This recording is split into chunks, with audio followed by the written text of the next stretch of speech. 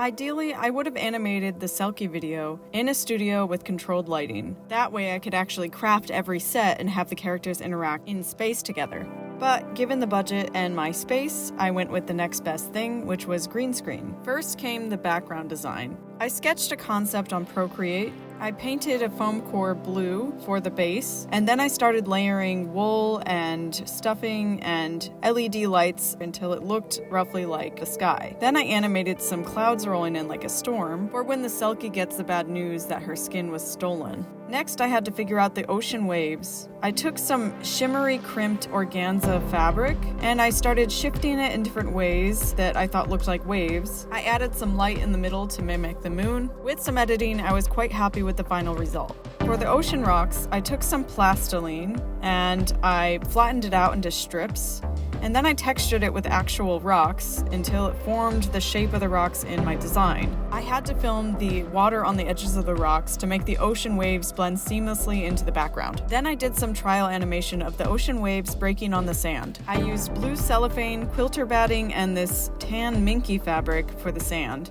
These are some of my trials. I tried to play with the fabric looking like wet footprints to see how that looked. In the end, I used fabric instead of cellophane for the waves. And I used a bunch of opaque layers in After Effects to make the waves look more smooth and natural. I filmed myself doing the hand movement I wanted the Selkie to make when she catches the moth on her finger. I attached my paper puppet to a plastic layer over my green screen fabric and animated her to mimic my movements.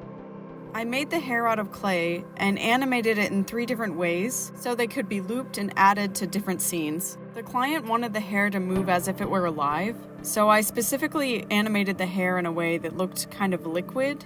I made little pieces jump off like water drops. You can see the 3 different ways I animated it here and the different scenes they apply to.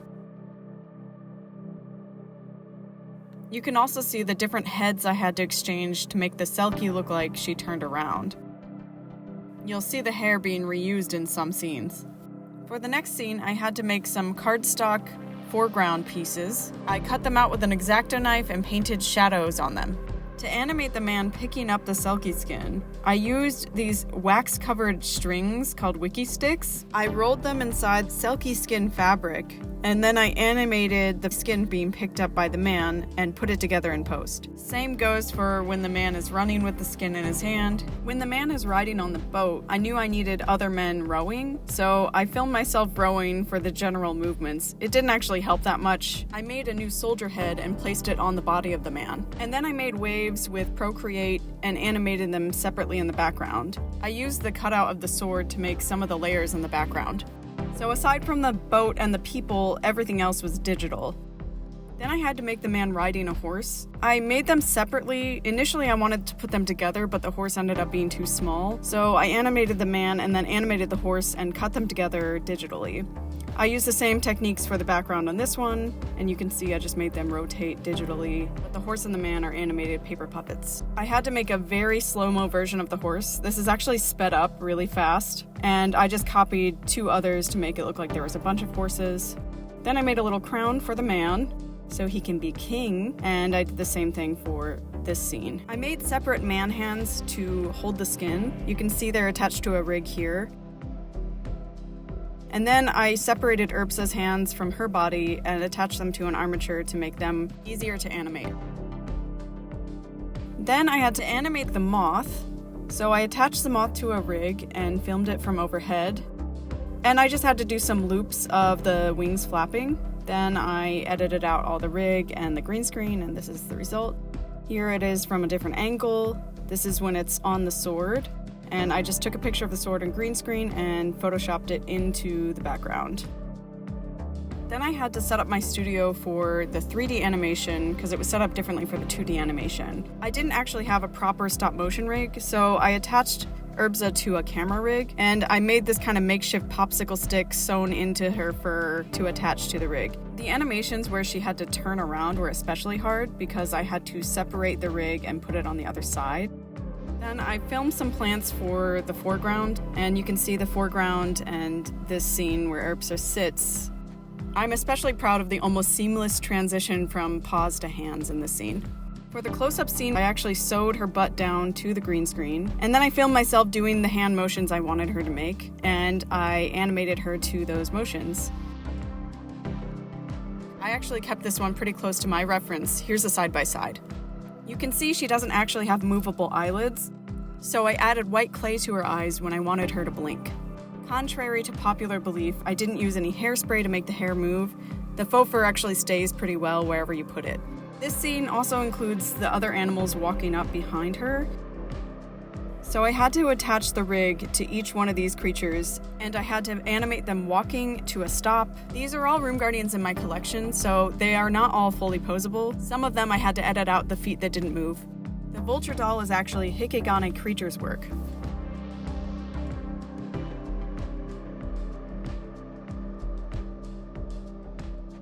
After I did the walk cycles, I had to do a run cycle for every one of the animals too. I animated them on a loop so I could paste them into any scene. And all the moonlit backgrounds you see after the main sequence are pieced together from different elements of that scene to look like a different landscape. I had to animate the Selkie skin as if it was being held in a mouth. And for the forest background, I actually reused a background I made for a previous film. It was made out of painted cardboard and clay, and it was a donut shape so it could be an infinite loop of trees moving. I had to animate Urbsa running and turning twice, but this one she could just remain standing. Urbsa's longest scenes are about 10 seconds, but every one of them I was able to animate in one sitting.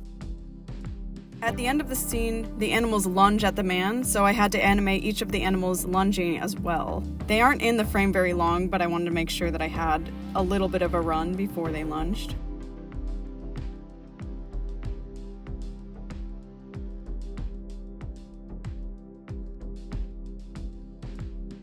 Last to be animated was a cute little seal. I attached the rig to her, and I suspended her over the green screen. I animated her diving. The bubbles were actually drawn in 2D, and I added them later. Then I had to animate a swim cycle, then this adorable little twirl when she's swimming with all her friends. Then I animated her jumping off a rock, and I added a 2-dimensional splash as well. Then I just had to animate Urbsa sitting with her hair blowing. I'm not going to go too in-depth with the compositing. This gives you an idea of the amount of layers I had. Not to mention, since I hadn't done this before, I was working in 6K, so it took forever to render. I did figure it out and it got better, but it was still very slow because of all my layers. This is just an example of one scene where I had to track the hair to the Selkie's head. There was a highlight layer on all of my paper puppets to look like the moonlight. And I added shadows to all of my puppets, and I had to make sure the shadows moved naturally with them. All of them were masked and keyed out from the green screen because I did not light the green screen very well.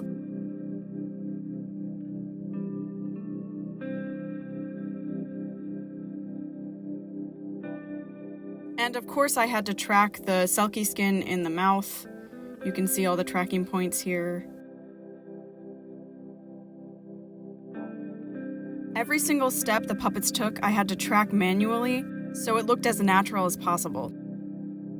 Every point you see here is me manually moving the moth to look like it's naturally flying. With some of the animation, it was just easier to animate out the rig in Photoshop than it was in After Effects. I edited out the stand that the Selkie skin was placed on here, so I didn't have to track it in After Effects. All in all, the compositing could be a completely separate tutorial video, but I don't feel like doing that. This 4-minute film took 4 months to make. The first month was storyboard and puppet making. The second month was animating the 2D components. The third month was animating the 3D components. And then the fourth month was spent fully compositing. That's how much work and time it took because everything was done on green screen. I really enjoyed using After Effects, even though it was a challenge. Now I know what I wouldn't do for the future, but I have a lot of new skills because of this project, and I'm really proud of the work I did.